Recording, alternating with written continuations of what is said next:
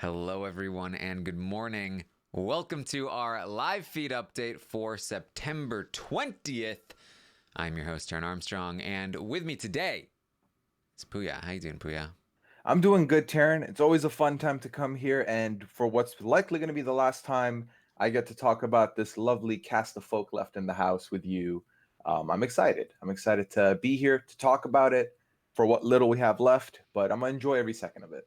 Yes, we are here to update you on everything that happened yesterday on the Big Brother 21 live feeds, and I can tell you right now, there was not much that went down. Yeah, So, we're here yeah, to hang out for a little bit. yeah, we'll just Yeah, chat. just chill. Nah. Talk about what you're packing for the trip, all the good stuff. It was day 93 in the house, and the feeds were down for pretty much all of the day. And we saw eventually that Cliff was evicted from the house as expected. And then by the time the feeds came back, they had participated, they had competed in part one of the final three HOH. Now, historically, this has basically always been some kind of endurance competition, even leading all the way back to Big Brother 2, where they were just holding on to a thing. But no longer. It has changed to some degree, and it was, in this case, this season, some kind of very, very physical uh, puzzle of some sort. Yeah, from what I have gathered, it was something physical to start, strenuous, but then at the very end, you got puzzles, you got pieces they got to put together. I believe 25 pieces is what they were looking at. But this is kind of typically what we would expect to see in a part two scenario. So they have swapped it around at least a little bit. Given that all the speculation coming in was, well, Final Four was an endurance. What's part one going to be? Is it going to be the same? Is it going to change? We can now confirm it did change. And I do like that they're switching things around even a little bit to just like go away from the monotony of what we've known coming into these things. So even players who are very well versed will no longer be able to just predict what the first part's going to be or the second part's going to be.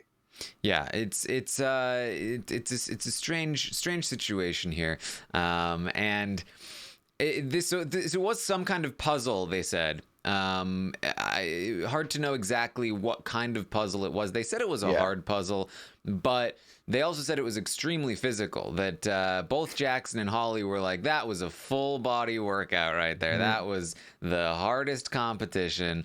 It was all over the place. So Nicole stood no chance. So No. she stood no chance. She was completely out of it. She was dead last, not even close.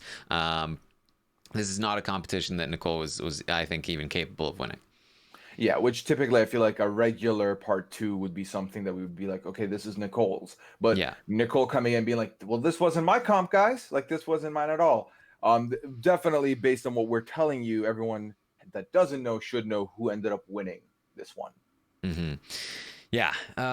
So that's a tricky spot because now Nicole will be competing against Holly in part two as Jackson won part one of the final three HOH.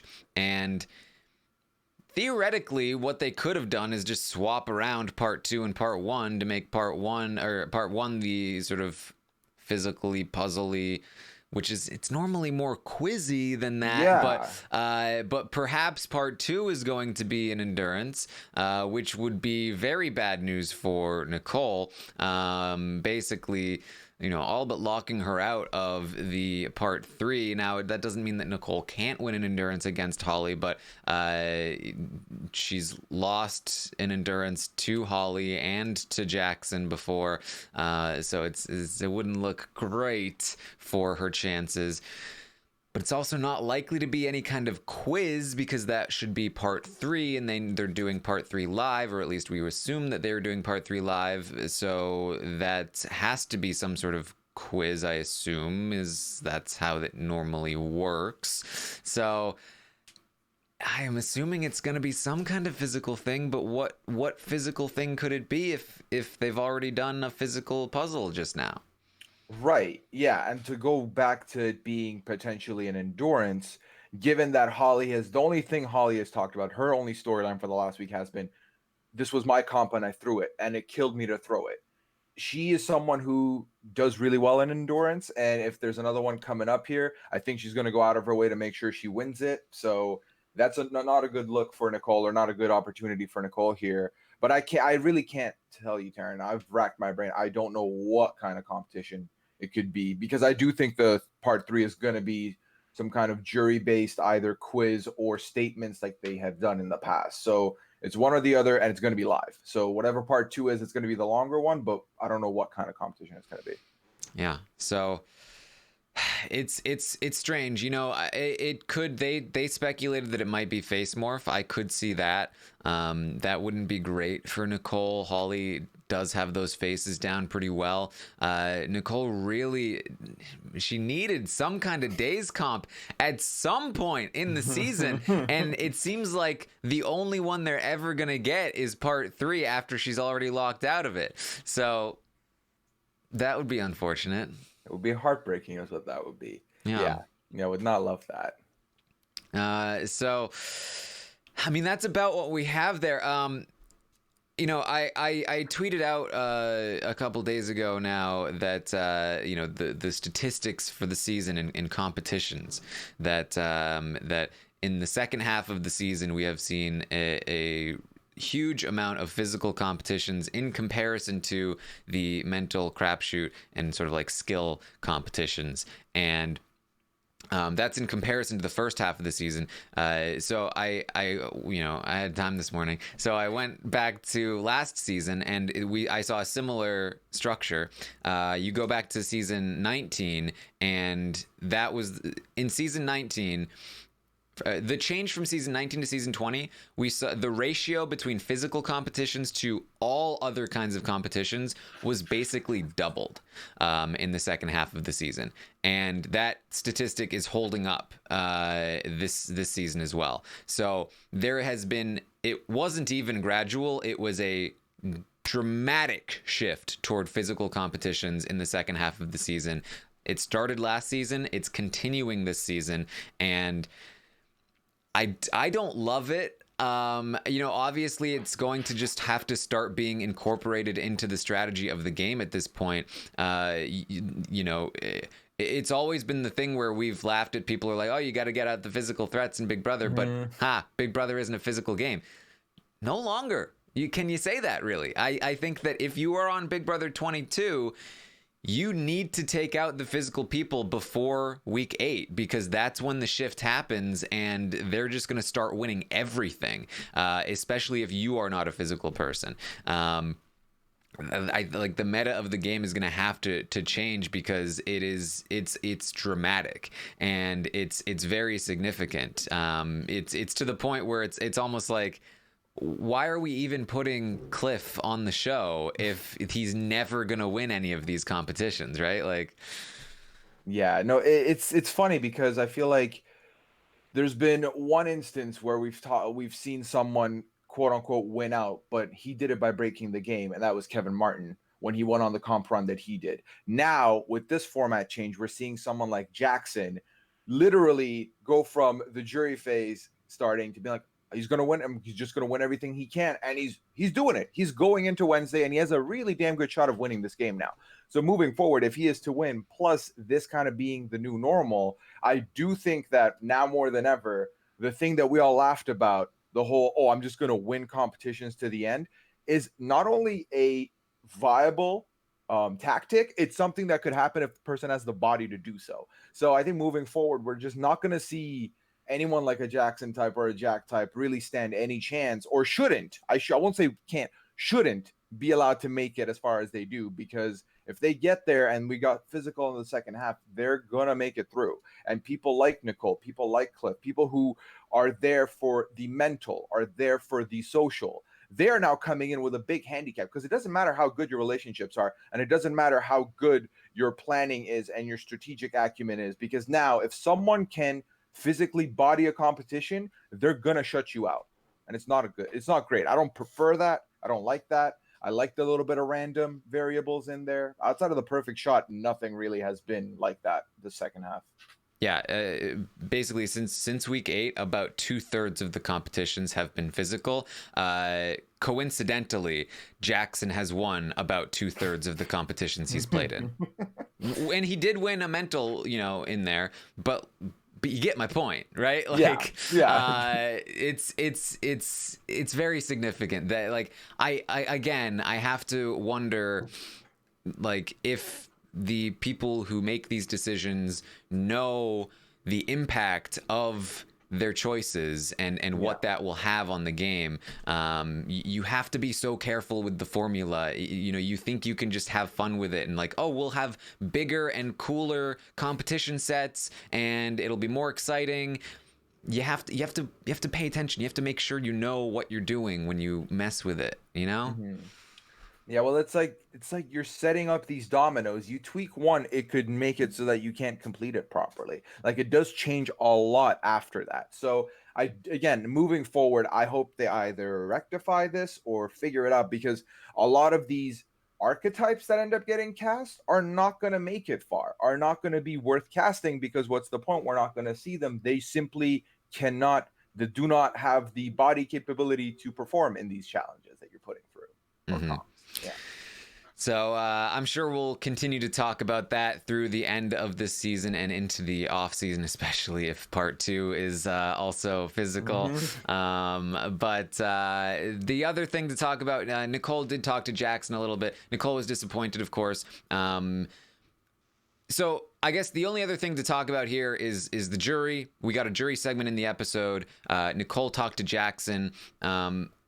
I definitely was getting the sense that Nicole, and we always got this sense that Nicole was a vote for Jackson, but, Cliff was kind of angry and they were going to threaten their jury votes, mostly as a bluff, especially on Nicole's part, that Nicole was a lot more willing to vote Jackson than even Cliff was. And I continued to get that sense last night as she was talking to Jackson. She was basically making his case for him, like, dude, you've done well. You lined him up, you shot him down, you disarmed everyone, and frickin' Jackson is like, and none of it was on purpose though. It wasn't. I just didn't. That wasn't what I was doing. Stop it. I'm telling you, you did a good job, and you refused to accept it. But despite the fact that he refused to accept it, she was like, look. Doesn't matter. Hindsight is 20/20, and when you look back, it looks great. Okay, and so I still feel like Nicole is ultimately a vote for Jackson, even though Cliff may not be, and we can talk about the goodbye message that Jackson left for him as well. Yeah, it's a big oofer, but I do have to say, coming into this these last 48, 72 hours where this vote blackmail was a thing that happened, was an attempt that was made.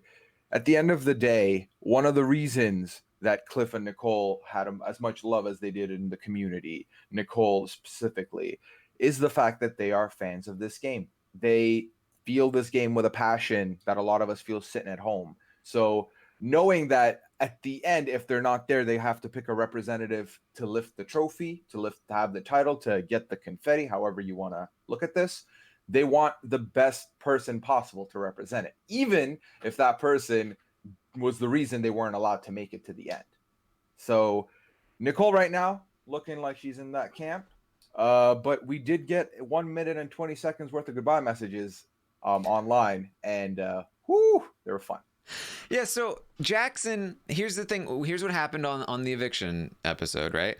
Jackson makes the speech before he uses the veto.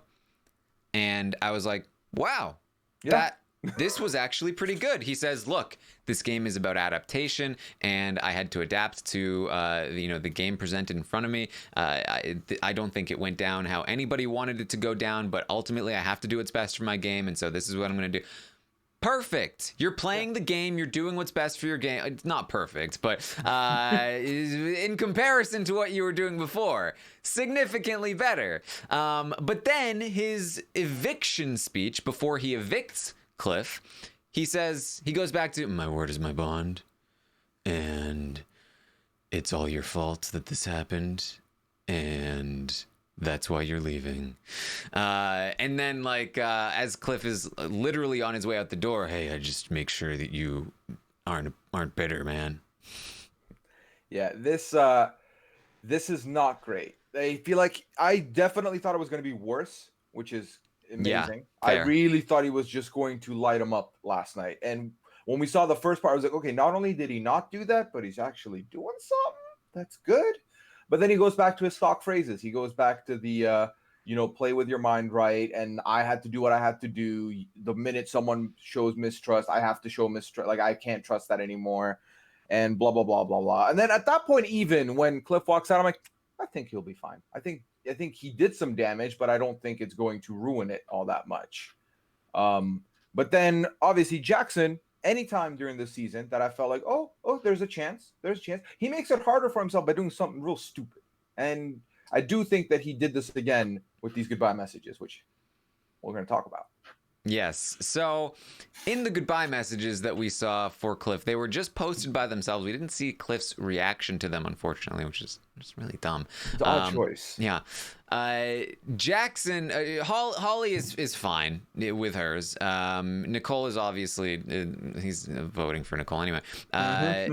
Jackson just basically doubles down on, hey man, don't be a bitter juror. You don't want to do that. And just like the victim mentality and it was your fault anyway, and all of this stuff, it's not great. No, that's not good at all. And yeah, he literally used the term bitter juror in his goodbye messages. Like, this is not a good, you won. You stand victorious over Cliff, who loves this game, who breathes this game, who all of you have talked about on different occasions, is so passionate about this. But the fact that he's got you so insecure about this, and you still have to go out of your way to keep bringing it up, keep making him feel like he's an idiot, like he doesn't know what the right call is, like he needs you to remind him to play with his mind and not with his heart. Come on, Jackson, not good. And if this is a preview into what comes on finale, I just really hope that he has some kind of moment that he realizes maybe I should just own everything and maybe I shouldn't get defensive. Because I remember when Paul got defensive during 19, that's when I was like, oh, it's all over. So I really hope when it comes to the final questioning, this guy doesn't give us victim noises like he did here. Yeah. I mean, ultimately, the thing to remember is that Cliff did say on the feeds that that his threat was not genuine, that he would still consider voting for Jackson. So it's going to be hard to know. He's going to have a lot of time to, to think and cool down by himself. I don't know. It's hard to say where Cliff's vote is going to go at this point. I think ultimately, I would hope that Cliff is a vote for Jackson. If he wasn't, I think I would disagree with his reasoning. If his reasoning was like Jackson's a bad person, I don't want him to have money, I'd respect that reasoning more than he broke a handshake man-to-man deal. We'll have words with Cliff about that if that's the case. But so I really don't know at this point. But Cliff aside now, Cliff is he's heading to the round table at some point, which who knows who the host will be. I almost wonder if Dr. Will contacted Jess to be like, hey, ask about the round table on Twitter, because that would be the next level of Dr. Will trolling. Anyway, so we got the jury segment. I went back and I rewatched it like 1,000 times to try and get as many details as I could from it, because these things are so misleading at times and they're cut all over the place, and so it's hard to get any kind of genuine reads. And so take all of this with a huge, massive grain of salt, and don't take it for fact at all, but just for fun, for speculation's sake. I did have a couple of things that I found a little bit interesting, in particular about Nicole.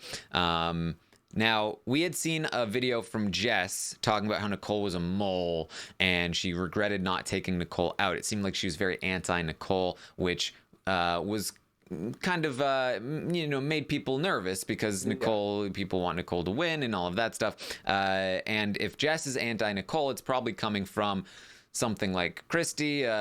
Christy and Jess maybe both anti-Nicole potentially, but Christy had been kind of pro-Nicole in her exit interview, so it was kind of confusing.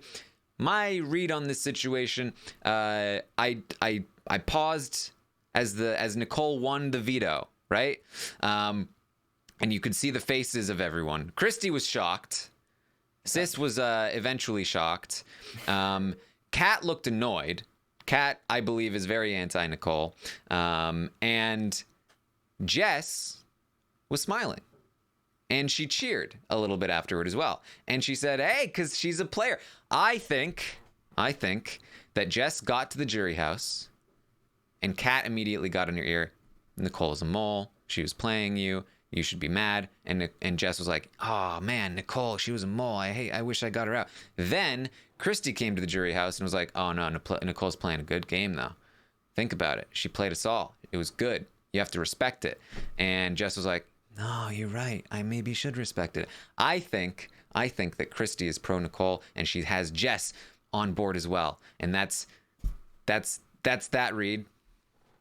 I could see it, because if you are here telling me that Jess is very moldable and kind of goes where the wind blows, I wouldn't be shocked. So, and then if I'm trying to counter that with, okay, if it's a battle of Kat versus Christy trying to have her vote, who's going to win? I would probably give the edge to Christy. So if all of these line up, I could see it going that way. Also, another thing that I personally had felt was, once she cools off, she's going to want to find a reason to vote for Nicole ultimately. And I feel like Nicole's giving reasons with these wins. So grain of salt, maybe an extra pinch of salt in there, but I kind of could see that happen. Yeah, and it's also, I always try to pay attention to like where people are sitting and who seems to be grouped up with who. And, obviously Nick and Kat were sitting next to each other and Jess was on that couch. And then on the other couch was Jack and Sis, Christy and Tommy, which seems like a pretty, reasonable split in the jury house, with maybe Jess a little bit torn between Kat and Christy. And so I could see Kat pulling one way on Nicole, Christy pulling another way, and I can see potentially the same thing happening with Holly and Jackson, where Kat seems to be obviously very pro Holly, anti Jackson, and it seemed like maybe Jess was in the middle of that as well, and it kind of felt like Jess had been pulled a little bit pro Holly in that regard. The thing that really struck me was when Jackson won the final 5 HOH and Nick started talking about this guy's crazy, how does he keep winning these things? And then we see Kat saying, well, there's more to the game than just comp wins. But Kat wasn't responding to Nick. Nick was to her right. Kat was responding to somebody on her left. And it seemed like it was kind of mid-argument. She seemed kind of passionate about it. So she was definitely talking to either Tommy, Christy, Sis, or Jack, which means one of them was talking about how good Jackson was at something, at probably comp wins, maybe even more. Maybe they were talking about how good he was at the game, and she was like, hey, the game is more than comp wins. So it seems like there's somebody, at least one person on that couch that seems pro-Jackson, which probably means they're all pro-Jackson, and that Kat was kind of arguing against it. Then we see Tommy, of course, say, hey, he's more than just a physical threat, to which Jess responded as though she were in the middle of that argument. Oh, I'm not saying that he's not, which sounded like maybe Jess had gotten involved, like maybe there was a couch argument between is Jackson great or is Jackson not great, and so, and then, on top of that, you have the interview with Sis where she talks about how she doesn't want Jackson to win, but man, he's good. We know that Jack had been pretty pro-Jackson heading into the jury. We got an interview from him where he talked about Holly and how, she's had her fair share of moves. It really seemed forced to me. And if that was their best pro Holly interview, like that they may be really pulling some things there, and even Nick was like very like, this guy's the best ever, but you know that Kat is there trying to work him down from that, so Nick is probably even a little bit conflicted. Nick is probably kind of feeling like he wants to go Jackson, but Kat is probably pulling him toward Holly. And Nick did say at one point as well, he said, well, Holly's going to win this thing. So I'm kind of, this is again total fan fiction at this point. I'm totally reading into like totally nothing. I understand that you don't need to point it out to me because I know, but it does seem to me like that split in the couch is the split for pro Jackson on the right, pro Holly on the left. That there's 4 pro Jackson and 3 pro Holly, with potentially Nick going to Jackson if he decides to not be influenced by Kat. And then all Jackson needs is one more. It's either Nick, Nicole, or Cliff. And I think he can get one of those. So I am feeling like this was a positive jury segment for Jackson from my point of view. And I also feel like it was kind of positive for Nicole. I think that I heard confirmation from Christy that she does respect Nicole's game a bit. I do worry about Tommy, though. He did talk about how, he mentioned some good points about Nicole, but he also mentioned that he felt like it was a mistake that she took him out. And that's kind of what I expected. So not entirely sure where it's going to go on Nicole versus Holly, but I do feel like Christy is probably pro Nicole. I do feel like Jess might be pro Nicole as well. And if those two are pro Nicole, then, Jack and Sis may be on board, but who knows how Tommy came in and influenced that. It's harder to read that from this point forward. So that's what I got. Well, thanks, Taran. I honestly feel like the fact that you've gone back and watched this bunch of 100 times so that we don't have to, doing the Lord's work. I appreciate that. My other thing that I felt watching the jury segment just one time was that I listened to you talk about it, about how Nick is someone that Kat is going to be working now and that could very well steal in, but also I feel like Nick, kind of similarly to Jess, will kind of go where the wind blows. And I think if it looks like there's more people on that side than the other, he could very well just jump to be on the right side of this thing because Nick is Nick and Nick be Nickin'. But also, again, he's one of the ones that's in the air. Like he could go anywhere else. But coming out of last night, Jackson looks good. Holly, they found one thing to put in there. That was Jack, who of all people, I was like, you want me to believe this? Don't make it be Jack. I don't think Jack's going to go that way. That was an awful pick. And then Nicole, everything's looking good, but this whole Tommy coming in at the end here, we didn't get enough, I feel like, of what Tommy's power was in here and what kind of moves he did to either, provide people more evidence that Nicole's good or not good. So we'll see what happens with Nicole once we get to the jury roundtable. But right now, if you had to ask me to power rank who's looking like they've got the votes from the jury, it's Jackson by a long, Nicole here, and then down here somewhere, Holly's chilling. So outside of like something crazy happening or the jury roundtable making everyone angry, or there's an outbreak of some kind of disease where everyone gets really mad and like changes the decision, Holly's not looking like she's got this from that house. Yeah, that was my read as well. Again, with the caveat that like we're looking through like the BB Comics window, but it's been fogged up, and then there's another window that's at like a different angle, and then another window, and we've got like a mirror that we're trying to like get the angles right, and we're like, I think we see something here. It looks like a J. I'm not sure. So we're doing our best. It's a hard one to read, and I think this jury really could go anyway. But I'm with you. I think right now my read on it is Jackson first, followed by Nicole, followed by Holly. Yeah, I mean, the fact of the matter, everybody, is that we're going OT on analyzing the jury segment because we got nothing else. yeah, and it's just pure speculation and pure fun. Just some brain exercises for this stuff. Come Sunday night, come Wednesday night. So just a little spec talk. Yes. So that's about anything else you wanted to bring up, Puya? Not really with regards to the show. As I believe this is the last time I'm going to be talking about BB21 outside of Twitter. It's been a really fun season for me to talk about all this stuff. It's been really fun to do these Friday mornings. And looking back, I think this season fares well on a ranking somewhere. Especially post the jury phase has been really, really fun time to cover. So I'm just happy I got to do it, and look forward to the next one. Always happy to have you, Puya. I always look forward to our Fridays. Yeah, man. And for those of you who are not going to be hearing me on Fridays, fear not, as I have been humbly asked to host the Masked Singer RHAP Up coming this fall onto the Reality RHAP Ups network.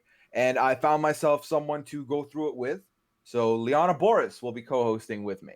So That's a pair right there. Yep. So for the next next while, because there's gonna be 2 seasons back to back, Masked Singer, we're gonna talk about all of them. We're gonna talk about the Thingamajig, Egg, Who Have You, Rottweiler. It's gonna get wild. It's gonna be fun.